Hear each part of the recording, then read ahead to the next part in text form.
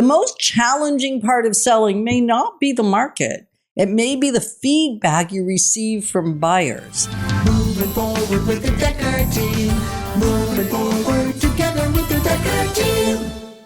We are honored to welcome you to episode 741 of Life's Inside Track. And I'm Yetta Dekker. And I'm Ken Dekker. And it's where we get to share techniques, thoughts, tips, tools, tactics, and truths. And this one's all about truths that we all need, we all deserve, you, I, everyone, so that we can make our house home, our families thrive, and we build wealth wisely through real estate. This is a tough one, Yetta. I said that at the beginning. Challenging, tough, hard. And I think most of us think about the process of getting our homes ready, and that's hard.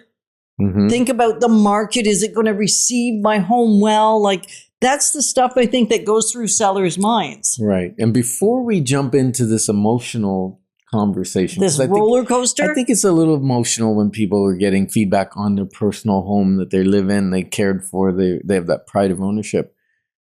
And speaking of pride, CHRI just celebrated last week, did a fundraiser for their 29th anniversary. Isn't that amazing? 29 years blessing Ottawa and surrounding areas and even the world through their app. And you know what? We've been there since the beginning. 29 years we've been advertising on CHRI and supporting the CHRI ministry because we think it's very important. What do you think of that? I think it's incredible. In truths, as much as they're truths, and that's a truth, mm-hmm. Sometimes the truths that we hear or the perspectives that we hear hurt our heart.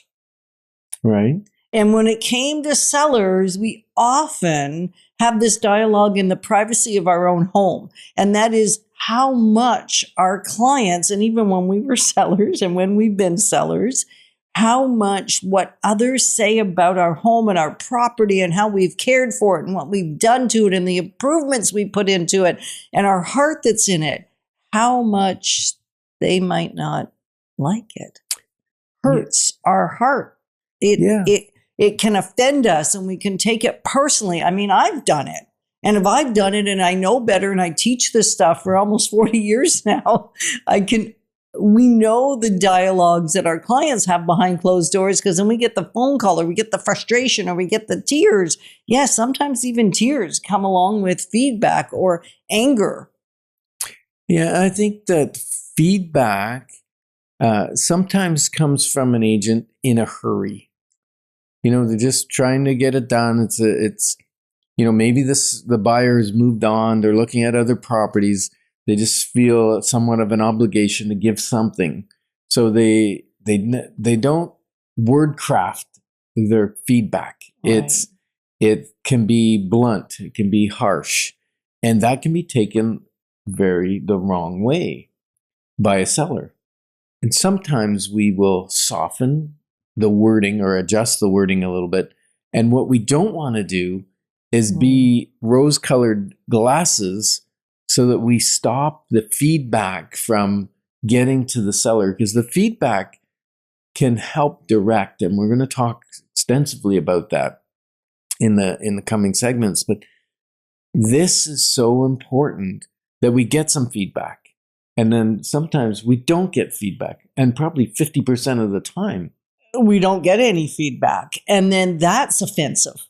Right? No, but it's this whole feedback loop of hearing from what people in the market that are looking for a home like yours, if you're a seller, are saying or not saying can be hard to take, and we take it emotionally. And it's a topic we've never, ever dared, and I'm going to say dared, talk about on Life's Inside Track, because it just seems like unless you're in the situation, you can't even really relate to the situation. And if you're in the situation, you're already emotional about the whole thing. And then do you really want to hear this? So We've been very reluctant. Ken's been more reluctant than I, because I don't mind wandering into territory that might be a little muddy and might be a little uncomfortable, because if it prepares you for what you might experience when it's your turn. Mm-hmm. So I'm hoping that even if you're not selling right now, you're not thinking about selling right now, or even if you are selling right now, even if you're selling with us, this is a message that we're encouraging you not to take the feedback personal, because it's not a personal slam about you or your house. It's simply a person's perspective based on what's important to them. That is so true, Yetta. The feedback is a perspective from a buyer or an agent. Sometimes from the agent is more valuable even than from the buyer, because the agent's been out seeing a lot of properties. This might be one or two of houses that the buyer has seen, and they may have expectations up high, right? And they saw this house and they thought, oh my, I've got a budget of say 600 or a budget of 800, and I can't believe I can't buy my dream house for that money. And so they're sometimes hard on the pricing, or hard on the condition, or hard on the layout or the size of the home, because they have expectations. Right. And it's important to know that feedback over time, and when I say over time, multiple feedbacks are telling you tell something. A story. They're starting to tell a story. And when we're getting the feedback, I think I want to just preface this with, by asking for feedback on a property, if the feedback isn't, I have questions about the property, which if they have questions, that is feedback actually. You're probably not going to get, I love this, I didn't love this. You're just going to get questions, which is fantastic feedback. And I think often sellers don't recognize that questions are actually one of your best forms of feedback. The very, very, very best form of feedback. I know what you're going to say. What am I going to say? The best form of feedback is an offer. Because it says out of all the houses, that buyer likes your home the most and is willing to put on paper their offer to purchase. You may not love the price or the conditions. But that's a whole nother story. And bottom line, an offer is the best feedback. And all feedback, when we request it, which is what we do, and like Ken said, probably only get it 50% of the time, it really is us.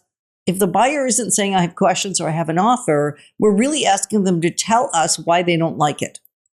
That's true. Really the nature of feedback. So you don't normally get all the positives. You only get their, I'm going to say, justification or reasoning for not moving ahead with questions or an offer. So it's the sheer process of feedback is the setup for not hearing the positive. Right. And if we want to say, hey, what do you love about it? They're not thinking about what they love about it if it's not the one for them. They're thinking about what they don't love about it. So if you're thinking, well, I do want to talk to you because I've never heard this topic addressed. I am thinking of selling and I want to be well poised, then a clarity call may be a great idea. Very simple. Jump on DekkerTeam.com.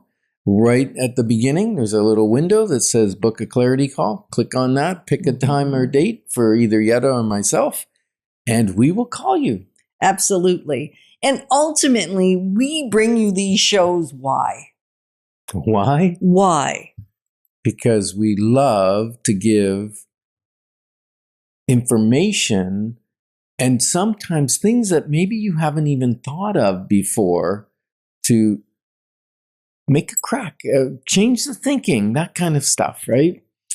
Yeah. So we're building wealth wisely together because it really is about much more than the money. And in the next segment, we're going to look at the deeper messaging and what you might be able to do with the information you get from feedback.